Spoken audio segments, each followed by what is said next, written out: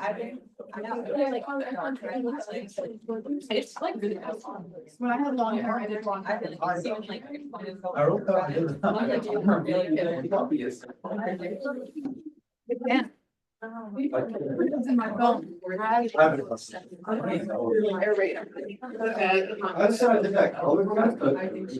So I got in a dress too. Like. There you go. I see that. Yeah.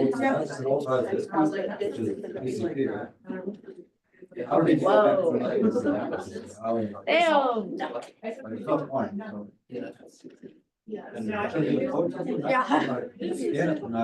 Find out was also. Oh, but there's the blue on here.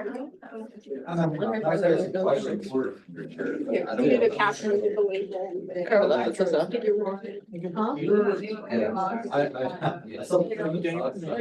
The red thing that I had was it like. Oh, I did. I didn't put it in. It's like a sweater. It's like a red. So it like gets slightly light. But it was. Do today when the class on Thursday? We're just trying to get this. I need to do in my hair. You know what? You find something to get. Yeah. You fix everything. Already.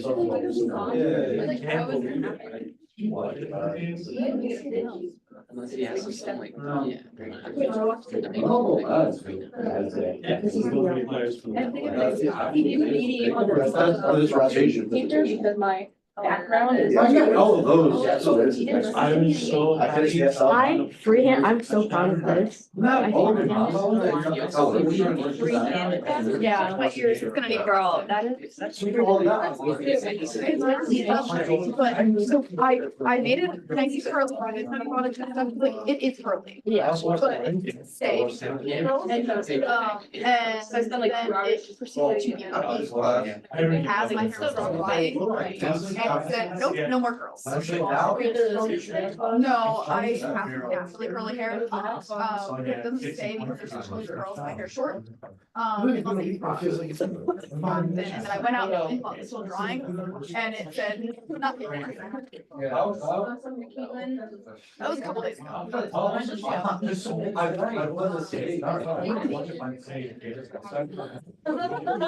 I have like a bang curly, so it doesn't like, it looks like okay. My hair does not let me stay. I got you. Guess what I practiced doing this morning? You'd be jealous. After making tables on MATLAB. Elementary school. And my hair was like this at that point.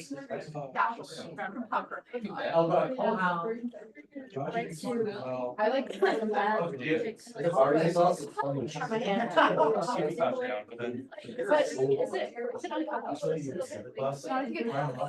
I mean, it can be a little uncomfortable, but like it's not. Wait, what? Oh no, I have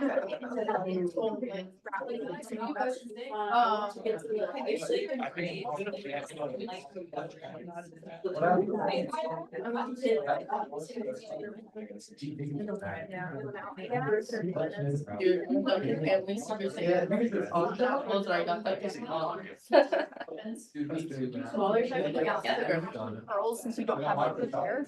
And you probably have like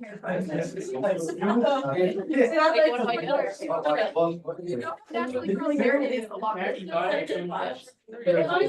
People like curly hair. Oh yeah. He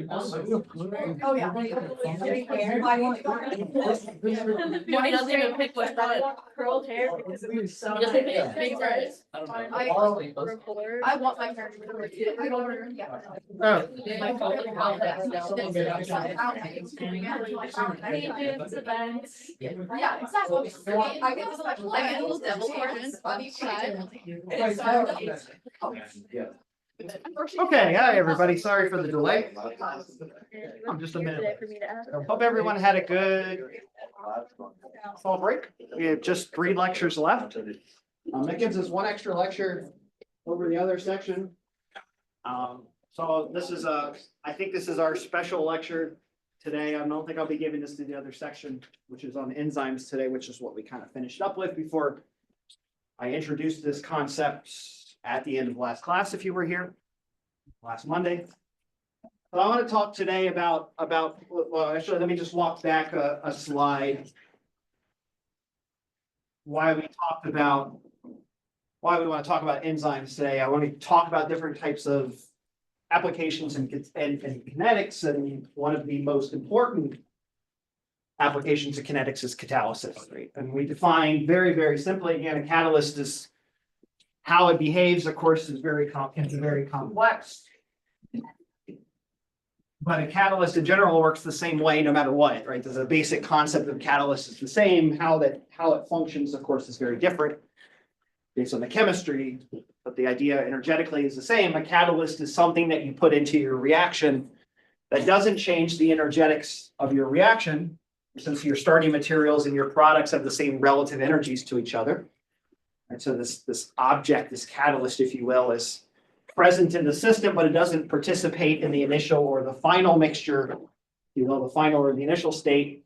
But it's something that intervenes in the chemical reaction from A to P that lowers the activation energy of the reaction. All right. So all a catalyst does effectively, it doesn't change this point, but it lowers this point here. Right? It lowers the amount of energy required to get over that activation barrier.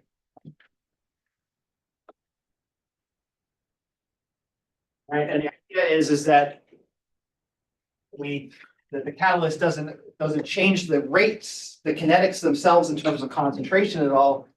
So the rate law for the formation of the product is 0th order, and the catalyst doesn't really contribute appreciably to the temperature dependence, rather, sorry, the concentration dependence, but it does change the rate constant on the outside, right? The actual rate of the reaction, which is consistent with lowering the activation energy. Okay, so catalyst is something that lowers this barrier, makes things easier to get over the barrier, which means that the reactions are accelerated, right? That's the only thing that means. Delta G double dagger, the activation barrier drops. Then at a given temperature, then that means the rate increases by an exponent in that energy difference, right? So very, very small changes in delta G activation energy lead to huge changes in rate. It's exponential dependence. And again, homework 6 talks about this quite a bit.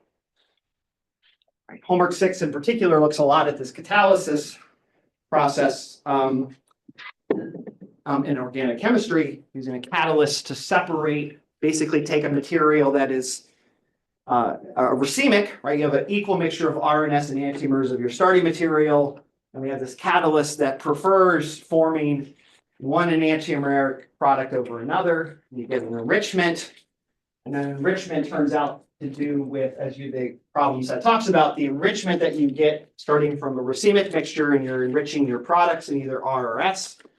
That has to do with the way that the catalyst changes the rate between the S pathway and the R pathway. Okay, so problem set 6 focuses on this. And again, the math isn't very complicated. It's too bad, because the only thing the catalyst does is change the activation energy.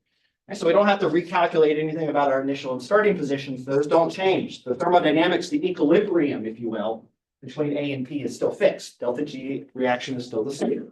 Right? It changes that transition state energy. And all that does is make this rate constant right here faster, larger or smaller. It's just a rate constant. All right, so that's just a very general idea of a catalyst. And the catalysts I want to look at today in particular are the most important, perhaps one of the most important are enzymes, which are biochemical catalysts. We'll look at some, hopefully I can find some pretty pictures and some enzymes. We can look at some structures. Again, an enzyme is a protein or some sort of biochemical structure that catalyzes a chemical reaction in the body, or whatever body you may be, plant or animal. And the scheme is very simple. The idea is that we have this enzyme here.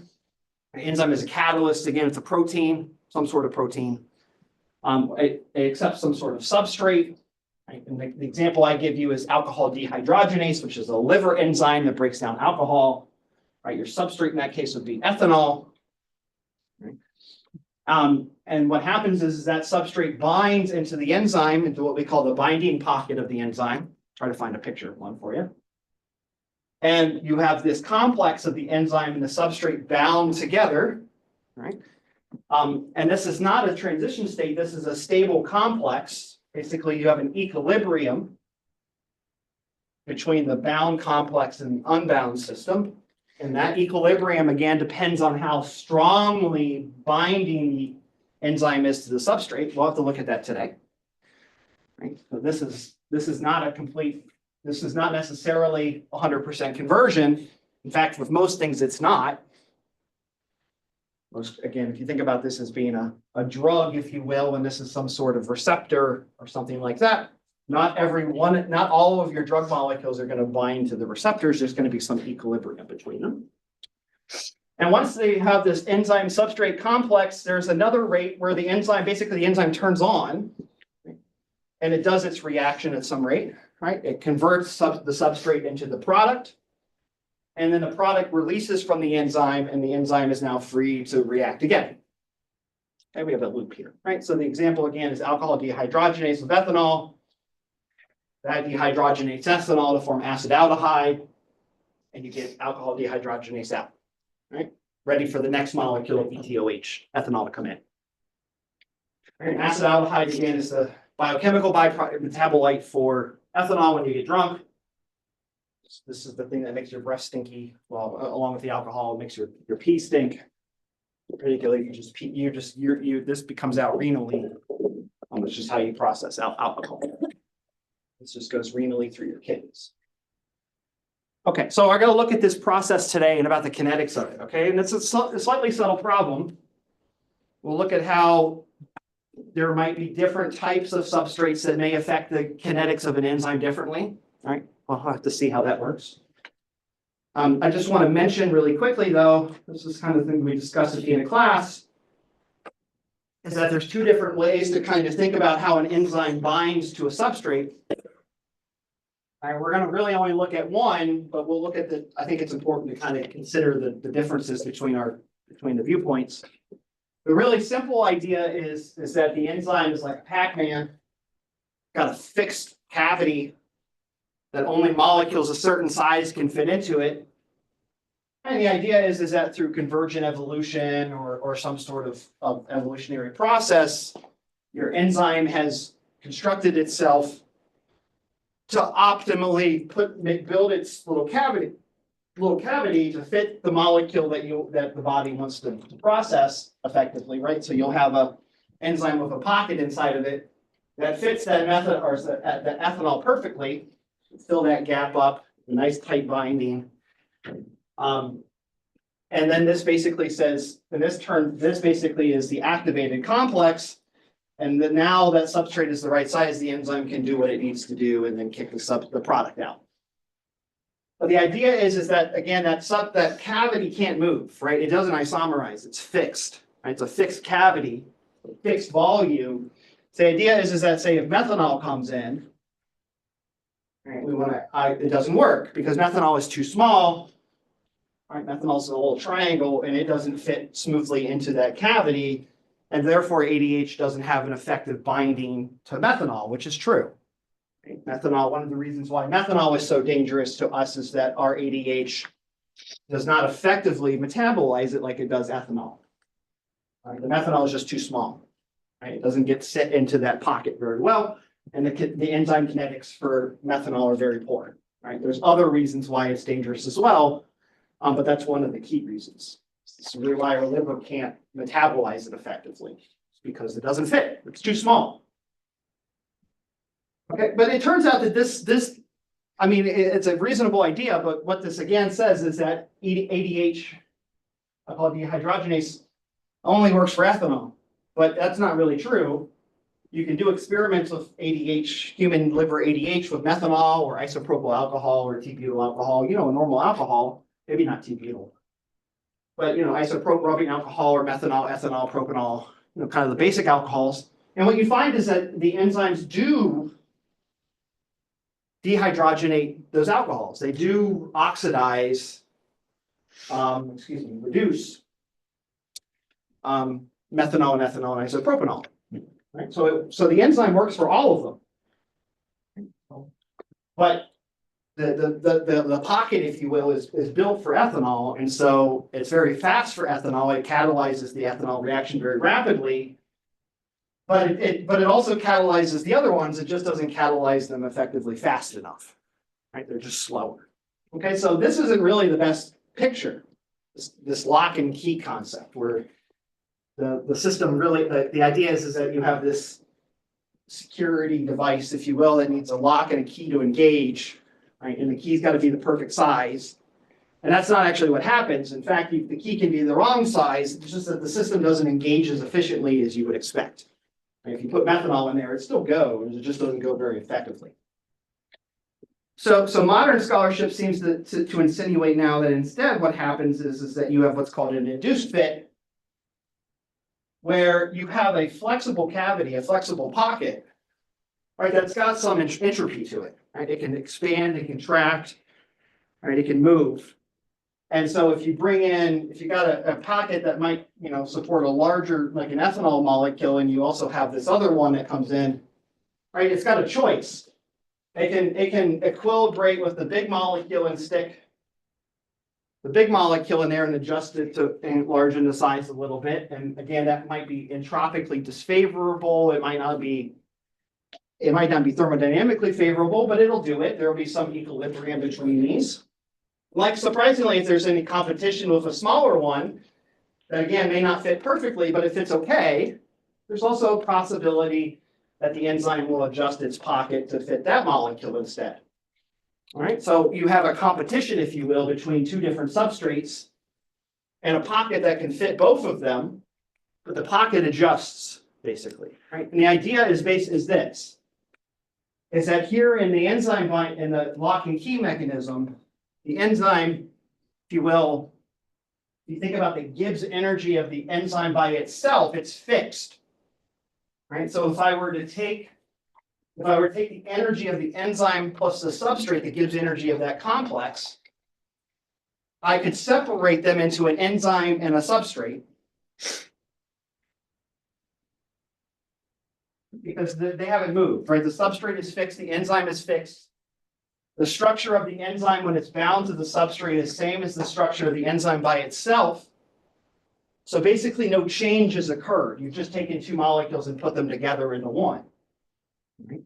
And so what that means is that the energy of the methanol or the ethanol or whatever, plus the energy of the enzyme, is the same as the energy of the complex. Right? They just add together statically, like two static bodies together. In the induced fit, that's not the case anymore, because the enzyme by itself has some Gibbs free energy, but the pocket can isomerize. So the Gibbs free energy of the enzyme in this case, if you will, just the enzyme is different than the Gibbs free energy of this enzyme, right? Because the pocket has changed, you've changed that structure.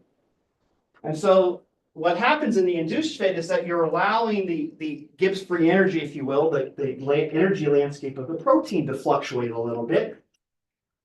And the only downside of that is it makes the math more complicated, because here we just have some really kind of classic, we take two molecules and put them together.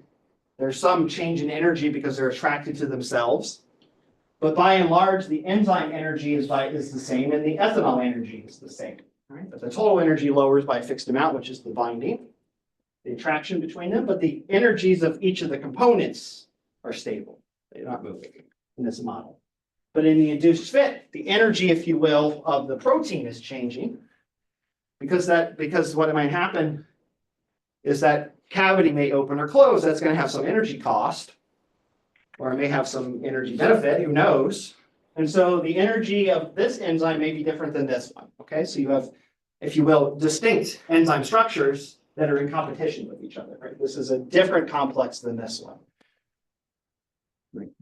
So that's a much harder thing to analyze, because you now have endpoints for your binding that look different, if you will. Right? The enzyme here has different activity and different functionality and different behavior than this enzyme, because they're shaped differently. So they may function different. But this is a much more logical way to do things. And it makes more sense because again, there are plenty of examples of enzymes and proteins and receptors whose pocket changes a lot. All right, and a really great example, of course, are, this is not exactly a catalyst, and I mentioned this last class. A really good example of where induced fit really plays a big role is if you look at, for instance, the most popular example of this is GLP-1 agonists, which are Ozempic, Wegovy, the big diabetic drugs right now. All right, these are what are called agonists.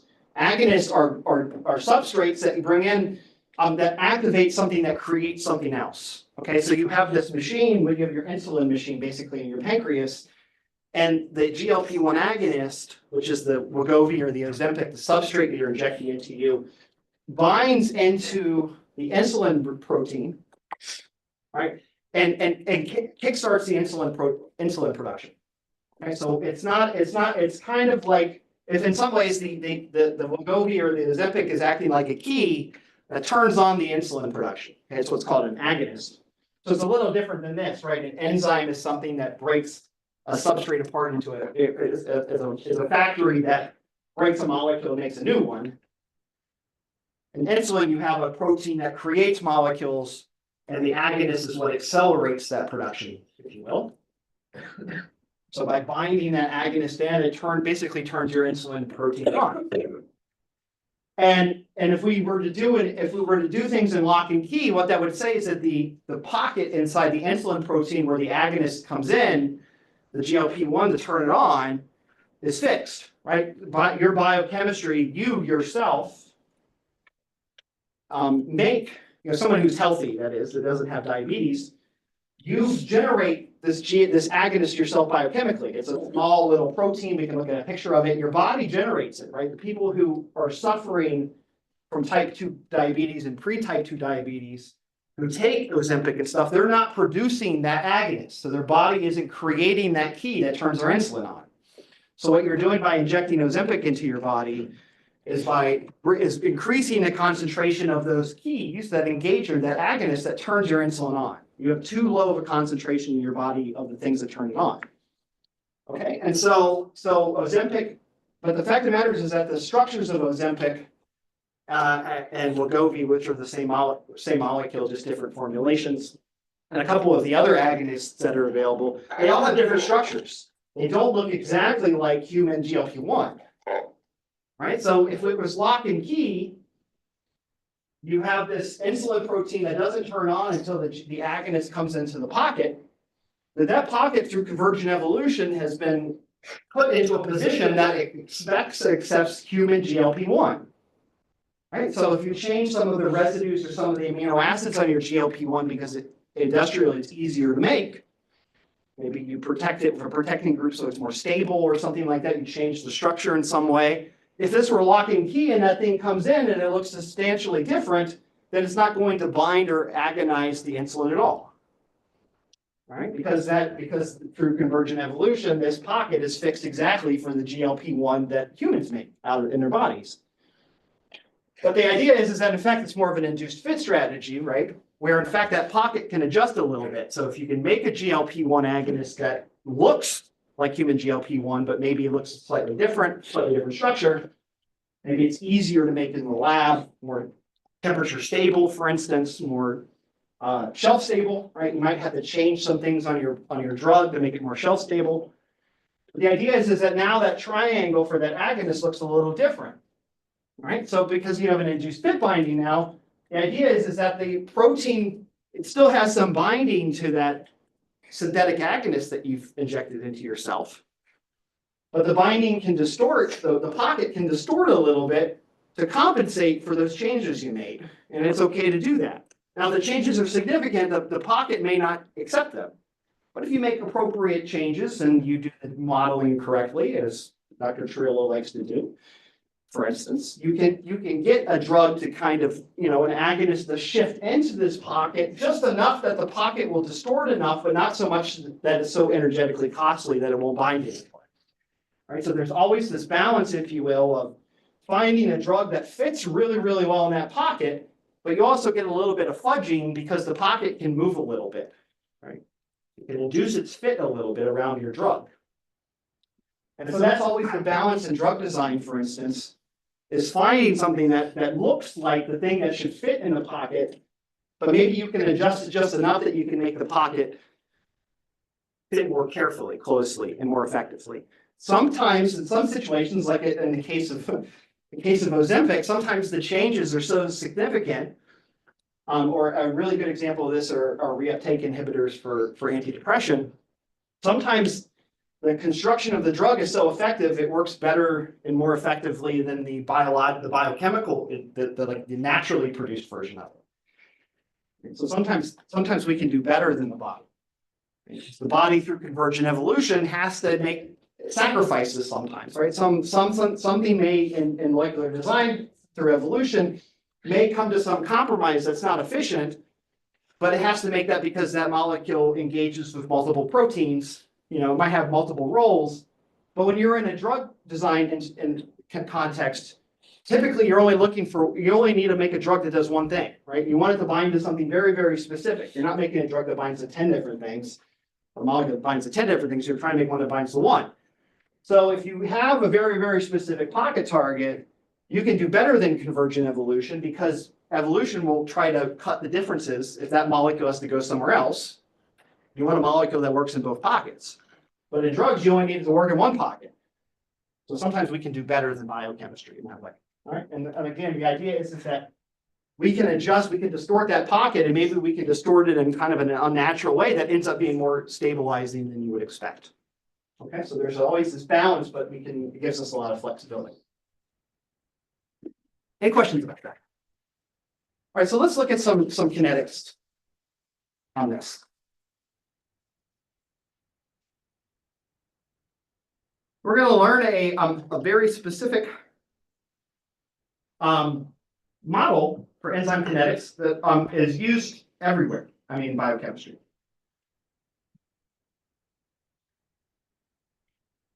This is what's called the. Oh, sorry. Let me just adjust my head just a little bit. It's a little sensitive today. Be a little better.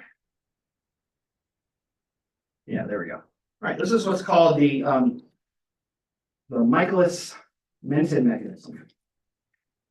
Has anyone heard of this before? Anyone? Michaelis-Menten? All your first times? Very good. I don't know if there's someone in biology who might know this, but that's okay. Good. Everyone, no one's seen the Michaelis-Menten before. Good. This is like Biochem 101. That's why. Okay. All right, so I need to come up, I'm gonna make a couple of definitions, which are very common for this mechanism. All right, so I'm just gonna say this is the most commonly used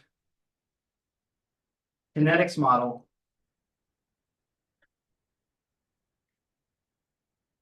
for analyzing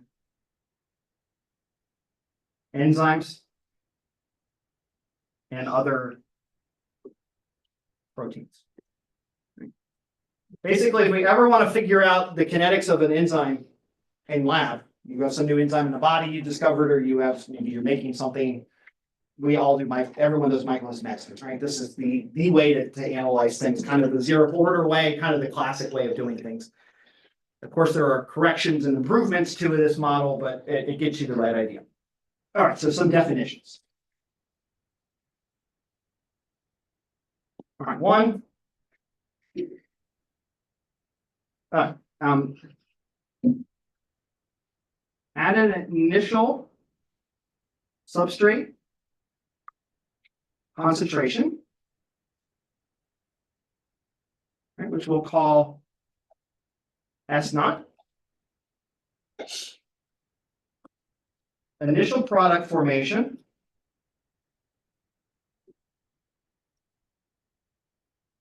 Or the rate of product formation is proportional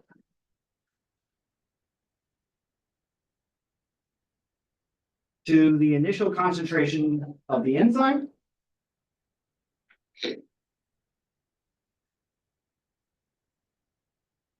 initial concentration of free enzyme. Okay, what this basically means is that, let's say, for instance, we have, this is a very simple idea, right? Imagine we have 100 molecules of S in our mixture, right? Just doing small numbers, okay? And each enzyme takes one molecule, substrate at a time, right? So every enzyme can only take in one mole equivalent. So imagine that we have 100 molecules that want to react, right? But we only have 10 enzyme molecules in our mixture, right? What will the initial rate of that reaction be? Well, you can only do 10 at a time, right? So the rate of the product formation will be proportional to the number of enzymes we have because we have way more substrates than enzymes. Okay, so the idea is that, I'll just write that here, is that the initial concentration of the substrate is much larger than the enzyme. Right, the idea is that the substrates basically have to form a queue, a line, if you will, like a check at a grocery store. Right, each enzyme is an aisle. You can only do one at a time. So if you have 10 aisles and 100 people, you've got 10 molecules lined up in each line, right? And so the rate of which you process molecules is just the rate of how many enzymes you have. Okay, makes sense.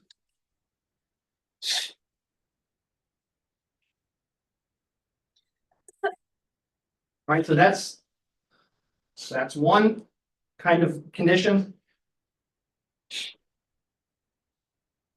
Now, there's another condition, which is that if the enzyme concentration is much larger than the substrate concentration, right? This would be kind of once you're done, if you will. Right, you're basically near the end of your rush of substrates. You only have a couple substrates, like you have 5 left, but you have 10 enzymes. We can say that again, the rate of product formation is proportional to the initial concentration of substrate. Again, right? So that should make sense.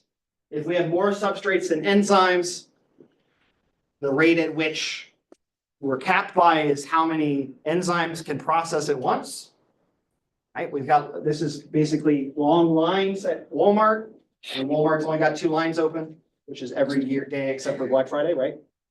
Right. So Walmart 364 days of the year is in this limit, right? And then there's that one day of the year when they actually open all the cash registers. And here, what ultimately, so you have all these cash registers, only like 3 people, it's like 4 in the morning, there's only 3 people in the store.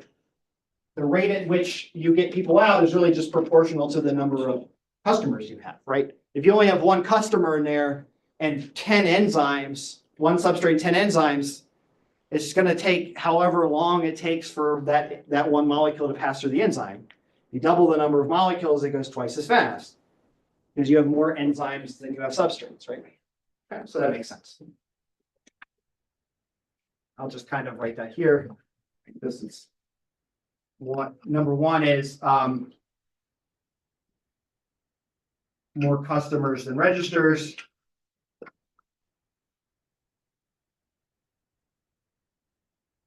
And 2 is more registers than customers. Sorry, I had that wrong.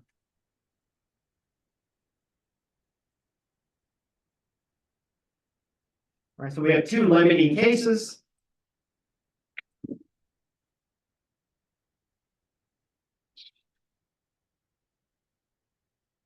All right, and then one more thing that we can say is that if for small e naught, and we have more substrate than we have enzyme. This is just the definition. Rate is independent of the concentration of S and achieves a max rate of product production which we give a name, which we call Vmax, the maximum velocity. This is what's called the max rate. Okay, so that, again, this is just a corollary to part one. Part one says, again, if you have more customers and registers, the rate of product production is proportional to the number of registers that you have. And the rate, the name that we give that rate, if you will, is Vmax. Okay, that's the fastest the enzymes can run. Right? Fastest they can run. This is the maximum enzyme rate. It's called V for velocity. Okay. So just some basic background. Right, this gives us enough information that allows us to basically derive a rate law for this expression. It's going to take us a little bit of math, but we'll get there. All right, so what we're going to start with now. All right, so let's think about what this reaction looks like. We have an enzyme and a substrate that can reversibly bind, means it's at equilibrium by some binding constant Ka and Ka prime. And that binds to ES. Right, that's our complex. I'll put it in like this. This is our complex. Right, and then that basically turns the enzyme on. This is the active complex that actually does the reaction, this combination. And this irreversibly goes forward at some rate Kb to the product plus the enzyme.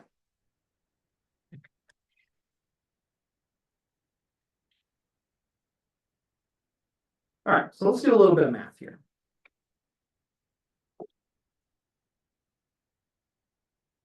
Okay, so first I'm going to define V as the rate of product formation, right? This is our velocity.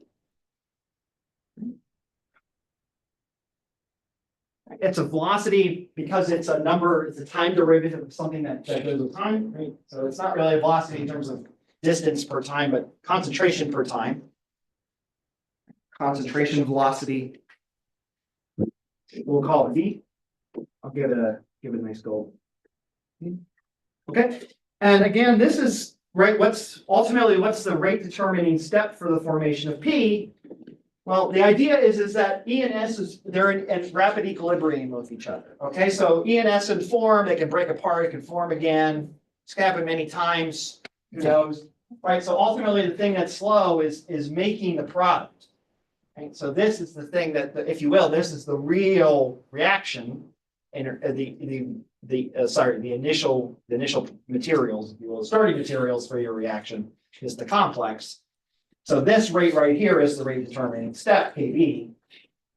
Right. So this means that this rate has to be proportional to Kb. Right. And it's going to be first order in the complex.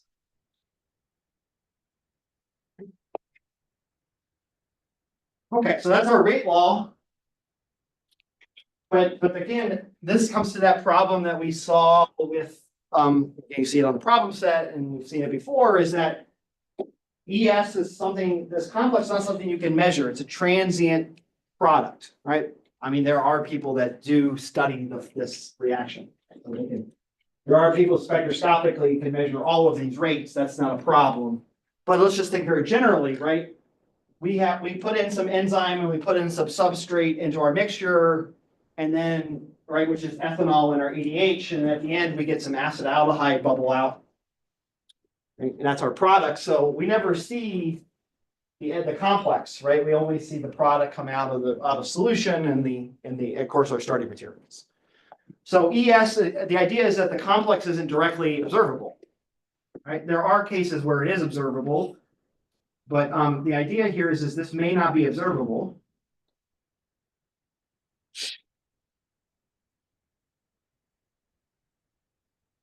Okay.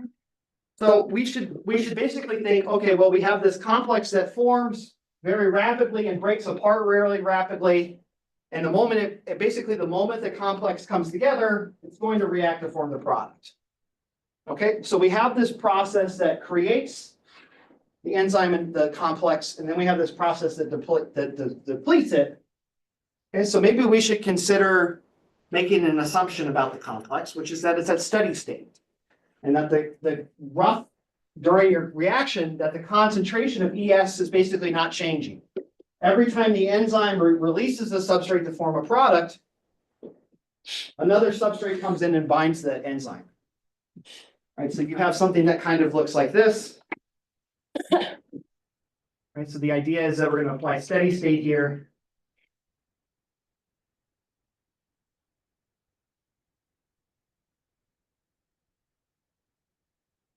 We have our enzyme and our substrate. This goes in or out rapidly.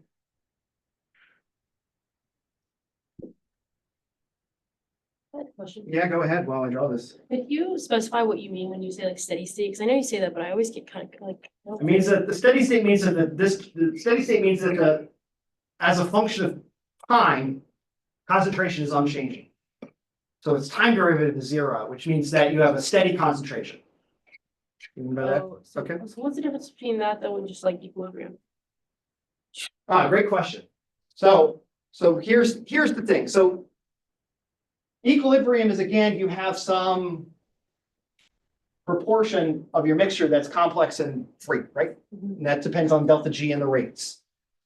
Right? So we have this process that depletes and creates ES, but we also have this other process that irreversibly removes outside of the equilibrium. We have a irreversible process that converts S into P.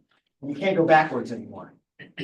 Okay, so the idea is that you have something that's forming ES. All right, and in equilibrium, you're exactly right. In equilibrium, if this wasn't here, if we wait forever, the time derivative of this is 0. Because you equilibrate and the values of the concentration of your complex and your starting materials become fixed, right? At equilibrium. So at long distance, at long time, steady state and equilibrium are the same thing. But here we have another process that's depleting our complex irreversibly. This is not in equilibrium. So now we have a process that's equilibrating our complex, and then we're draining it away. Right, driving this process forward. Does that make sense so far? Yeah. Okay. And so this is not steady state by itself. Because if E and S come together and form ES, and then ES reacts to form P and E, well, obviously ES is changing because we just created a molecule and then destroyed it, right? But the idea is that Ka and Kb, if Ka prime and Kb are roughly the same proportion, they're basically the same rate at the same speed, then when this gets formed, Kb is fast. If P is formed, there's almost immediately another E molecule that binds with the substrate to form ES. So every time this happens, this also happens. And that's what you And meant. so this goes here, and this, imagine it's concerted instead. It goes in a loop. This, and then this again. This, and you go through a loop like this, and you go through the loop enough times, then every moment that you create this, you destroy it. So the time derivative is also 0. And that's what steady state is assuming. Yes. Okay. The idea is that, so let me actually put it this way. Maybe this is a good example. I'll come back to my explanation in just a second. So equilibrium would be like this.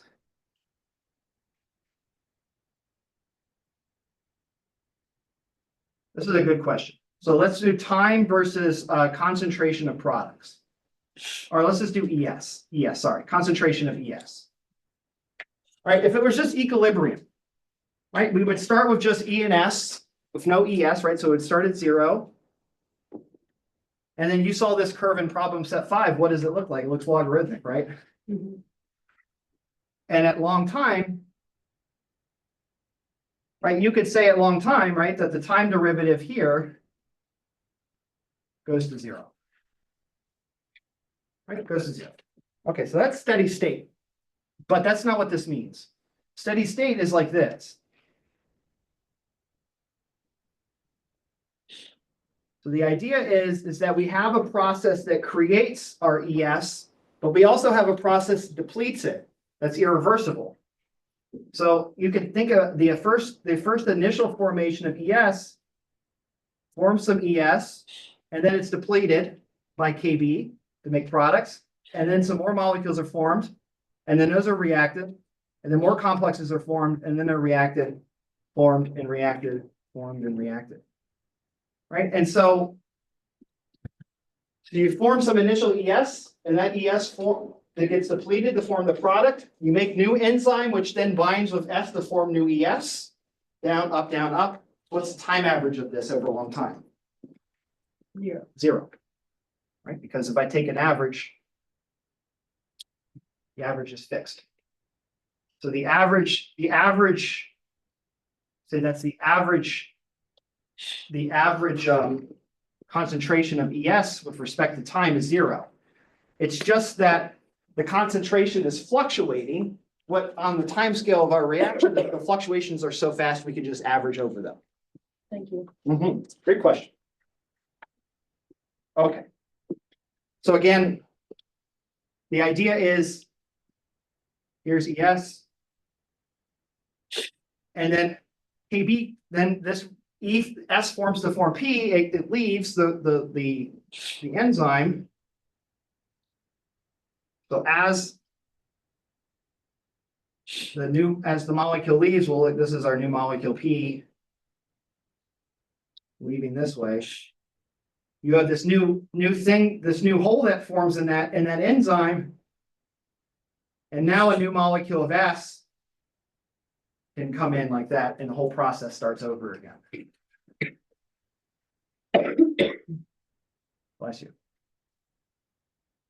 All right, and this equilibrates the Ka prime. Right. So the idea is that every time the substrate reacts and leaves as P, that enzyme's ready to take another S. And this process just completes in a loop like this. And so over time, the average concentration of ES is fixed. It fluctuates, but the idea is that the fluctuation is fixed. It doesn't go up or down. It's just a fixed oscillation at some average.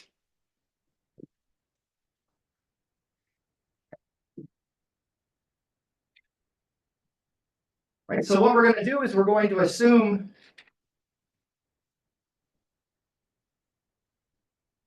steady state approximation on the complex, which is equal to 0.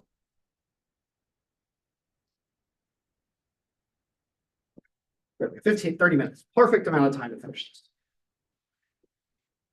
this. Okay. So we're making complex, we're reacting it, we're making more complex with that freed enzyme, and so on and so forth.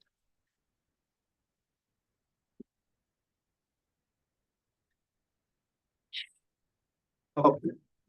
So again, just like we've done in the past, we have this expression, we have this constraint for the concentration of ES. And so we can write out the rate law for ES, how ES gets created and destroyed, and we know that that total rate is equal to 0. Right? That's going to help us solve for the steady state concentration of the complex. So let's go ahead and do that. Okay.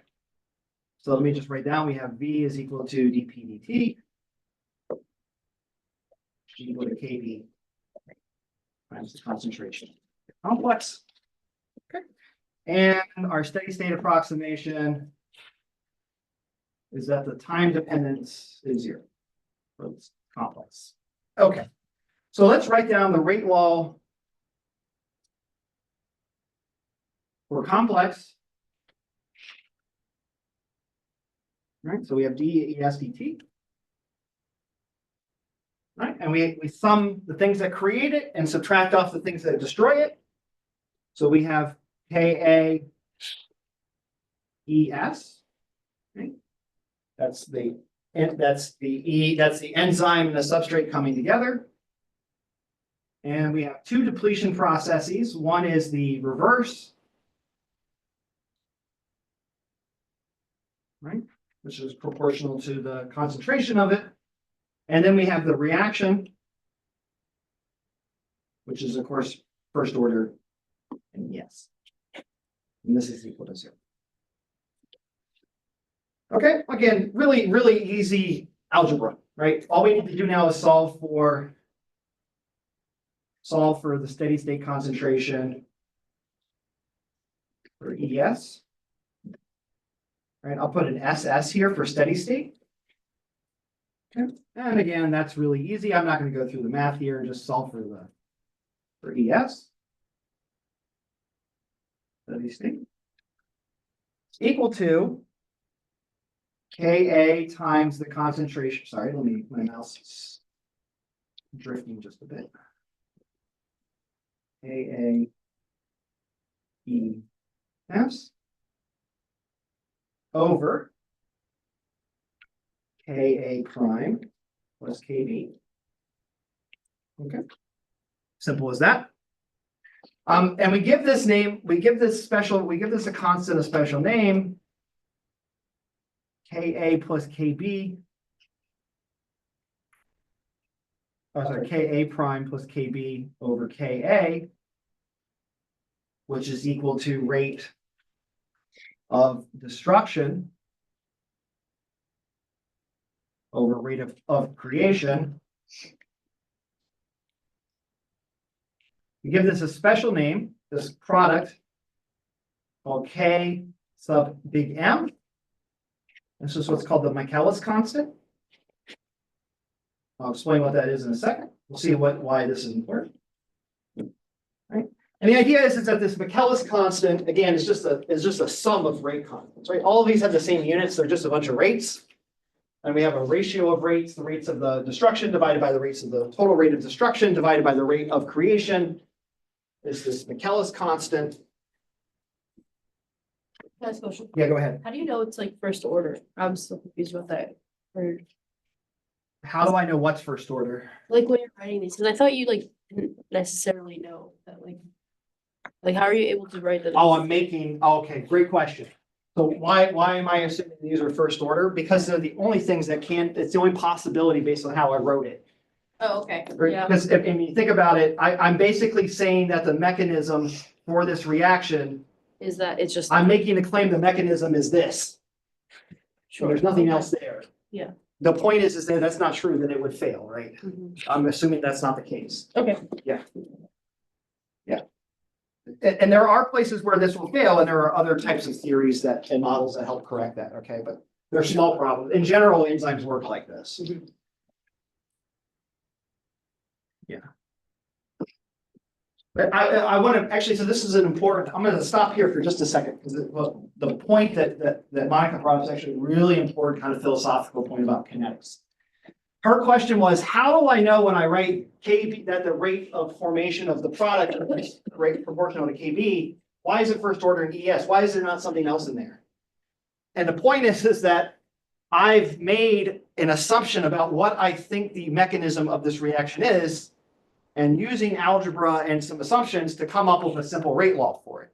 The only thing that will prove to me that that's correct is that experiment matches the data. This is all empirical. This is, remember, phenomenological kinetics, right? This is a model that helps me explain behaviors that I observe in lab, things that I can measure in lab.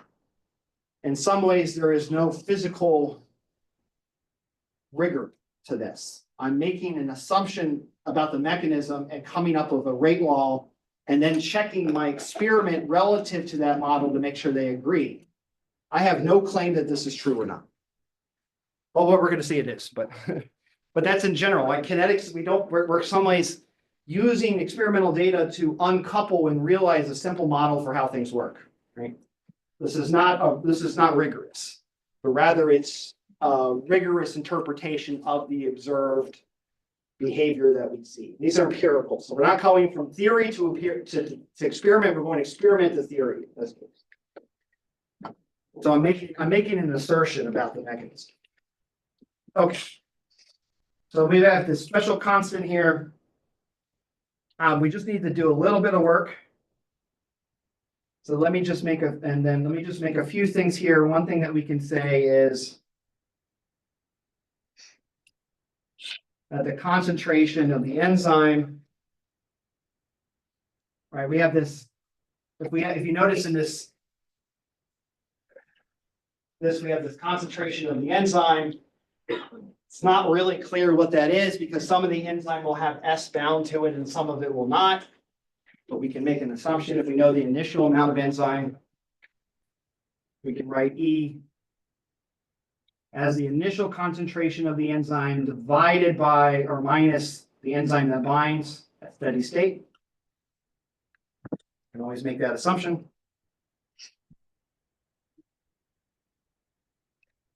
Right, and so that means now that we can write that the steady state concentration is Ka times E naught. Sorry, let me put that naught on the outside. It's the initial concentration of the enzyme in our mixture minus the steady state concentration of S times the concentration of the substrate. Oh, sorry, let me get rid of the Ka. And then everything else comes into Km. Okay. Now, another assumption we're making here is we're assuming, and this is what we assumed at the beginning, is that S is an excess. Which means that the concentration of S at any point is around the initial concentration, right? So this is like Black Friday conditions. All right, we have a few, the idea is that we have a few proteins, a few enzymes in our bloodstream, very, very small number. They're rare molecules, very, very fancy molecules, not that many of them. They're expensive to run, which is why Walmart only opens 2 at a time. Right, but we always have the same amount of customers coming in regardless, right? So we're always going to assume in these situations that there are very, very few enzymes and lots of substrates. Okay, so basically you never run out of substrate, but you can run out of enzyme first.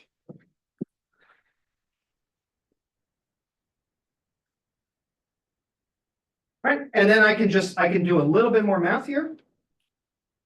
And what I get is that the concentration, steady state concentration of ES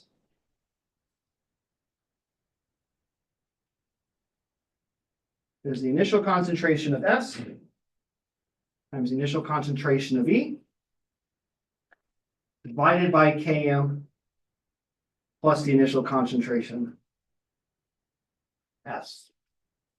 And this is typically written as the concentration of enzyme divided by 1 plus the Michaelis constant divided by initial concentration of the substrate. And then all we have to do now is to calculate our rate. Now use V as it bless you. Remember our velocity of our reaction is Kb times the concentration ES. And so that means the rate of our reaction, V, is equal to Kb naught over 1 plus K, the Michaelis constant, divided by the substrate concentration. All right, so this is the Michaelis Menten equation. All right. Now, what the hell do we do with this? All right, well, this tells us that at the rate of which how an enzyme works, let's just do some very basic math analysis. Right? So again, this is assuming that you have very few enzymes and a lot of substrate. We've only got 2 lanes open and it's Black Friday. So again, the rate is going to be dependent on how fast the enzyme works, how fast the cashiers work, and the number of cashiers. Right? This is how fast they work. This is how many there are. Obviously, the more you have, the faster it's going to go. And it's slowed down by 1 plus this ratio, which is Km. Again, Km is the destruction versus the creation rate. Right? So if Km is very large, that means that destroying the, right, that generally means that Ka prime is very large, right? Which means that the binding is very weak, right? If Ka prime is large, that means ES likes to break apart back into E plus S, right? It doesn't like to bind into the complex. The rate of destruction is large. And so that number would be very big. Right? And so the bigger the destruction rate is, the slower the rate. But the destruction rate is tempered by the number of substrates. Right? Because the idea here is very simple. If for instance, if your enzyme doesn't really like to bind to the substrate, it doesn't matter if it doesn't like to bind or not, if you have tons of substrate in there.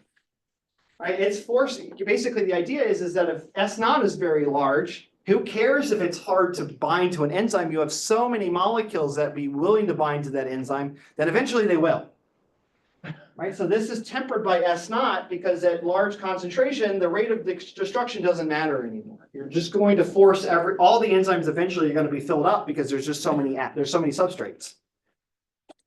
Okay, so we have a creation rate here tempered by a destruction rate.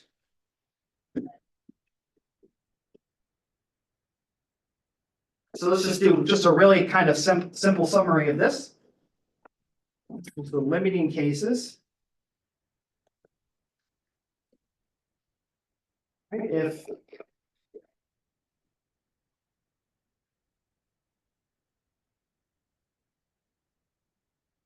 Km is much larger than S naught, which means basically poor binding.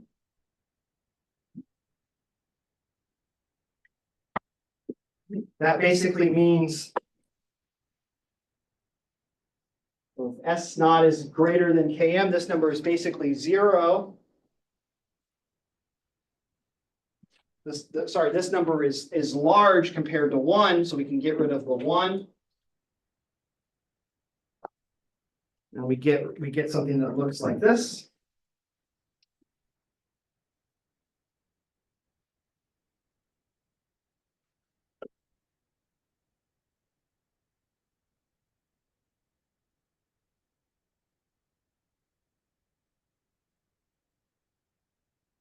So we get a rate that's second order, right? So the idea is again, there's not a lot of substrates in there, and the enzyme doesn't like to bind. Okay. So the rate then is therefore proportional to the concentration of substrate. Again, if you put more substrates in there, the more enzymes that are going to be forced into binding by equilibrium. And it's also dependent on the number of enzymes, right? Again, the idea is very simple. You have a lot of customers and your cashiers are really slow, right? If you have really, really slow cashiers and you have too many customers for the number of cashiers, then the rate at which you get customers through your store is going to be proportional to both of them. Make sense?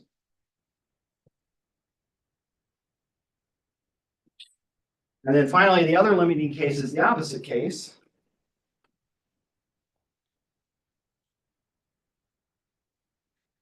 Right, here you have basically here you have good binding.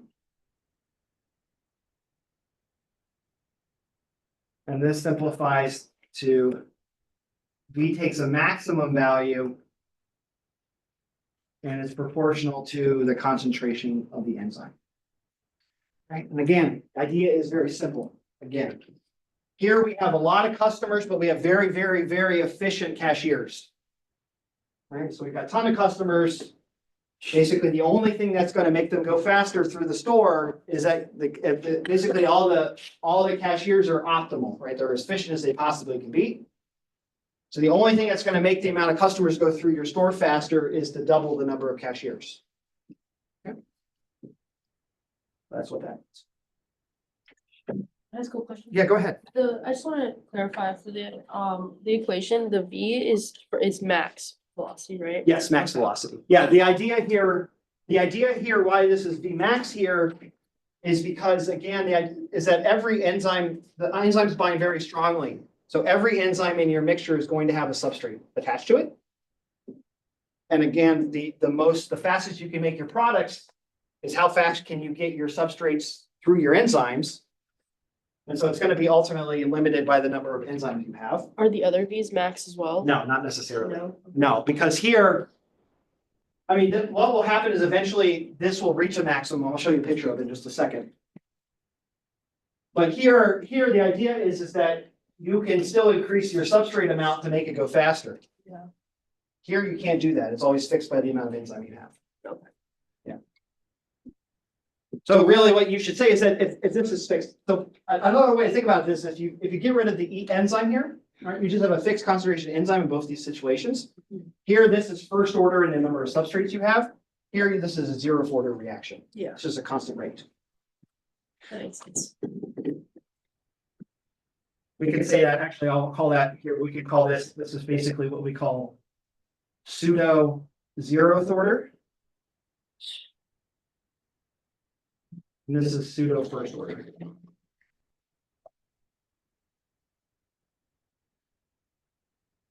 Okay, great. All right, so I want to show you just a little bit of a really, really useful tool with this. And this is where people really find a lot of use out of this system, this model. Okay, so again, we have this equation with these assumptions. It looks like this, that V is equal to V max over 1 over Km times the initial concentration of the substrate. Remember that V max we just wrote, V is Kb E naught. That's the fastest the system can run at. Right. We can do a little bit of algebra and we get this really, really nice relationship, which says that 1 over the observed velocity is equal to 1 over V max plus Km over V max times 1 over the initial concentration of the substrate. Right? Now, again, we're scientists. We like to do things with lines as much as possible. If I write this as y, b, m, and x, we have a straight line. Right? So if we plot 1 over the concentration of our substrate in our materials versus 1 over the rate, the slope is Km over V max, and the intercept is 1 over V max. Right? Very nice expression, right? If we have some way to measure our product formation, maybe we do that through Stoichiometry or through gas chromatography or spectroscopy, whatever you want to do, measure, in colorimetry or something like that, pH. We can measure the rate at which our products form, take 1 over that observed rate, and then plot it, run over our initial concentration of our starting material, which is something that we set in our reactions. And what you do is you get a straight line, and the straight line tells you everything you need to know about the kinetics of this enzyme. Amazing how simple this is. So let's look at some examples. So this is used. So this is what's called a Lineweaver-Burke plot. The guy said invented it. And I wanted to just show you a really interesting kind of something that happens that's very interesting. I need to pull up my notes because I need colors here. I want to show you just an application of a Lineweaver-Burke plot to finish off our discussion. It can be used to determine the inhibition of proteins by substrates. Maybe we want to slow something down, right? The idea is that instead, right, using a substrate to modulate the kinetics of an enzyme. All right, so sometimes we want to think about how fast an enzyme produces something. course, that's totally reasonable. How fast do we reduce or oxidize or hydrogenate, whatever you think about, our alcohol? But there are situations, for instance, where you have enzymes that are far too active, or other types of receptors and things like that are far too active, right? They're moving due to genetic problems or some sort of biochemical imbalance in your system, neurochemical imbalance. You have receptors, and of course, this is very common in bipolar and depressive disorders with neuroreceptors. Sometimes you have proteins, right, enzymes or receptors, something that takes in a substrate and then does something, and it's just doing it way too fast, right? Maybe your concentration of your substrate is too high, the enzyme's overworked, right? And you need to take a pill or something to inhibit the production or the work, if you will, right? You need to slow that protein down. Right? So we often will what are called inhibitors for that. And we use Lineweaver-Burke plots to determine the inhibition qualities of an inhibitor. All right. So the idea is that you have your alcohol dehydrogenase and your ethanol, and you want to bring in another drug that either speeds up or slows down the ADH's work. Okay, maybe you want to stay drunk for longer, and so you want to inhibit your ADH so that ethanol stays in your bloodstream longer. I don't know why you would want to do that, but you know, bear with me, right? Right? Maybe you would take this magic anti-hangover drug, the drug that gives you a hangover instead, that you would feed, and it would slow down your ADH, right? It would compete with the alcohol uptake of your enzyme and inhibit the response of that ADH, and it will slow down the ethanol, right? How do we determine that? So let me just show you how that comes out on a Lineweaver-Burke plot. I think it's a really nice way to think about these things.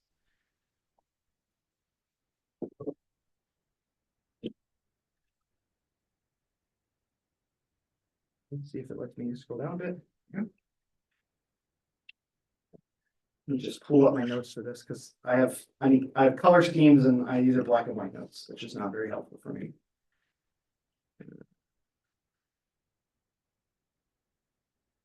Probably in these notes right here.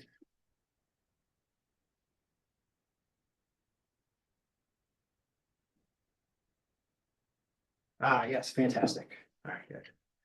Okay, so let's look at this. Let's look at a plot, for instance. So let me go plot here. So we're going to plot here our initial our 1 over our substrate concentration. And we'll plot 1 over our rate here. Okay, and so let's imagine that we have some material, some enzyme that does something, and it gives us a Lineweaver-Burke plot that looks like this. Something like that. Right, so this is with no inhibitor. Okay, and the nice thing about these plots is that the intercepts tell us the important values that we need to know. This value right here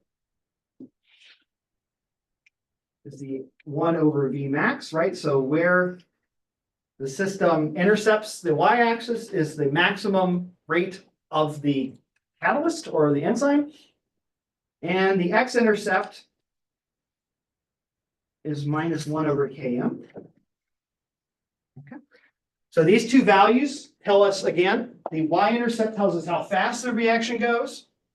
Right, this tells us basically how fast it goes, and this tells us something about how strongly bound the material is. Right, remember Km is large. If Km is large, that means it's not very strong binding, so this is a small number. Right, so as this starts to go this way, that means Km is getting larger, and that means it binds more weakly. Oh, right, I'll kind of draw that here. Right, so this is, if you will, faster. And this in this direction is stronger binding.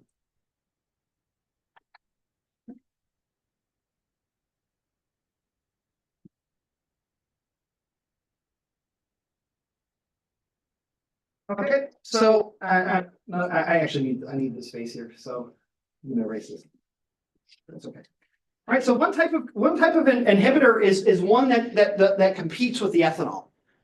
right? So imagine that the ethanol wants to get in that pocket, but there's some other molecule you put in there to force it, all right, to force it out. Basically, it just likes it better. And this is what's called competitive inhibition, right? Where you bring in a molecule that basically bullies its way in, right? It doesn't work with the original substrate, it just replaces it. So this is what's called competitive inhibition. So the idea is, for instance, this is what we do to save people from methanol poisoning. I always come back to alcohol poisoning because I think it's a really easy one to think about. When people drink methanol, for instance, or isopropyl alcohol, the problem is that there's generally so much methanol and you can't metabolize it. It just gets stuck in your bloodstream. So you have a constant high concentration, initial concentration of your methanol, and doesn't get processed effectively. So what people do actually to save people from methanol poisoning is they get them drunk on ethanol because the ethanol binds more effectively. So the ethanol comes in, you're already drunk as a horse on methanol, but the methanol eventually is going to kill you.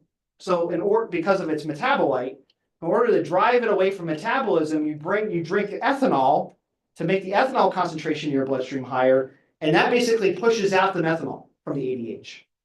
Right? It's a preferential binder. Right? So your inhibitor, which I'll draw in purple, has a higher Km. Right? It binds more strongly, but it reaches the same, it has the same rate. It has the same rate of enzymatics. The enzyme produces the same amount of metabolite as it would otherwise. So you have something that looks like this instead. Oh, sorry, that did not work very well. Let me just do it properly.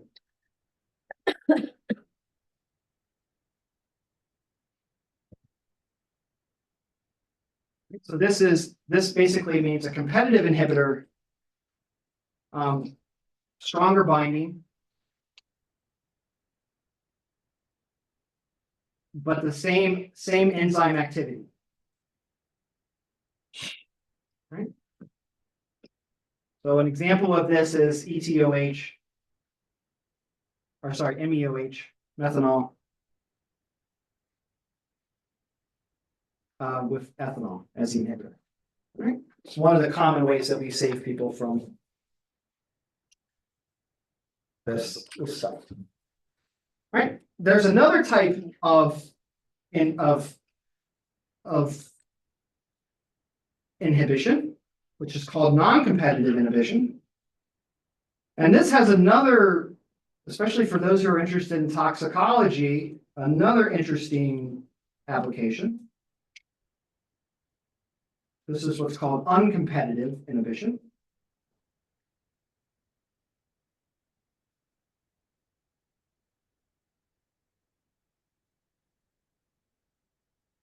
Okay, and then again, let me just draw my original non-inhibitor line. This is no inhibitor.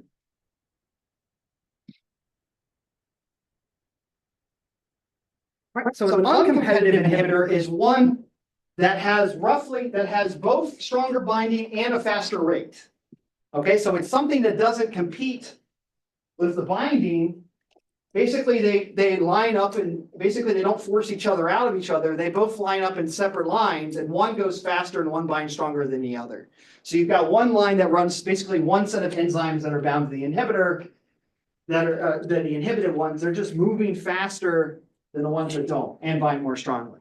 Okay, so the idea is that this is your cash register by itself promoting something, and then the inhibitor one is where your manager is breathing down your neck. Right, you're doing things faster, more accurate, you're getting customers through faster, right? But it's not really affecting, it's only making things go faster, right? It's not competing with anything, it's just better. So there are inhibitors that do this as well, where you add an inhibitor and it just cranks up. It just cranks up your rate and your bind.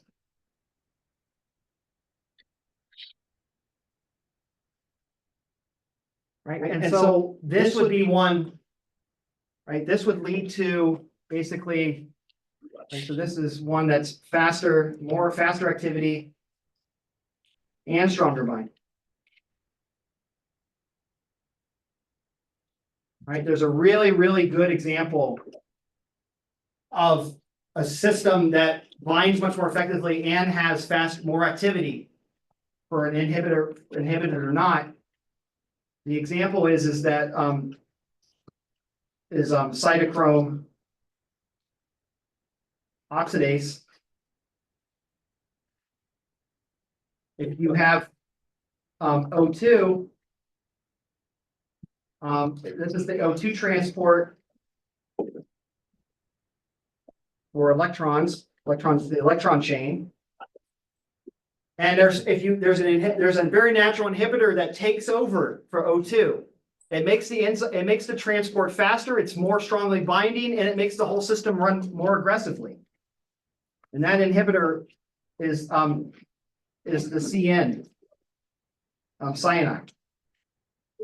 Right? Cyanide binds more effectively and cytochrome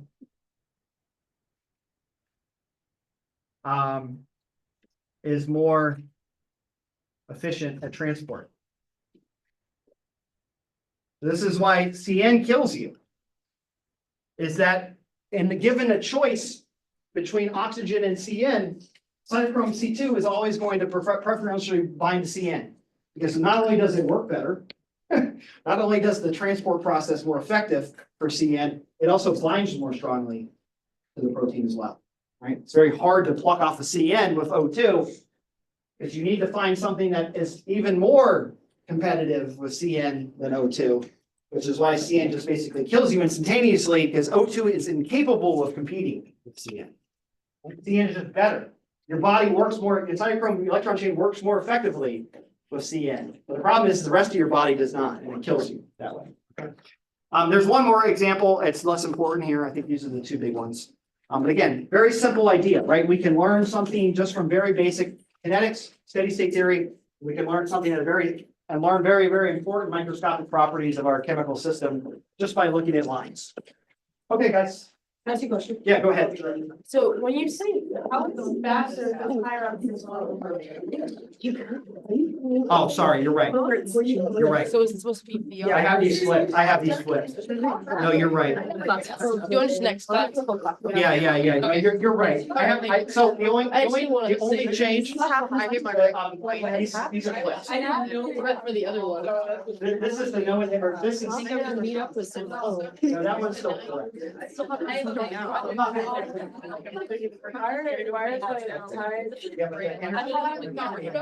Smaller.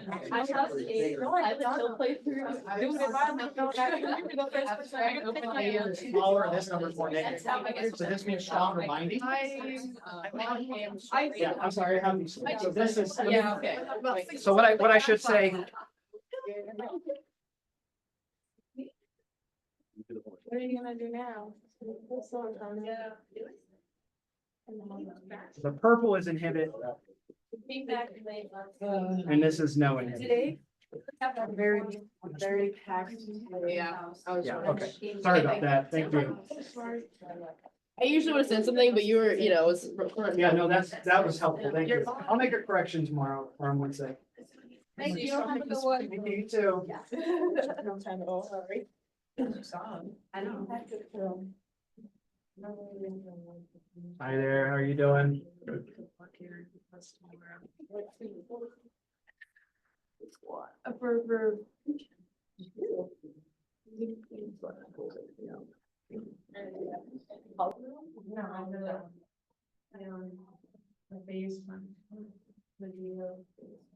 Yeah.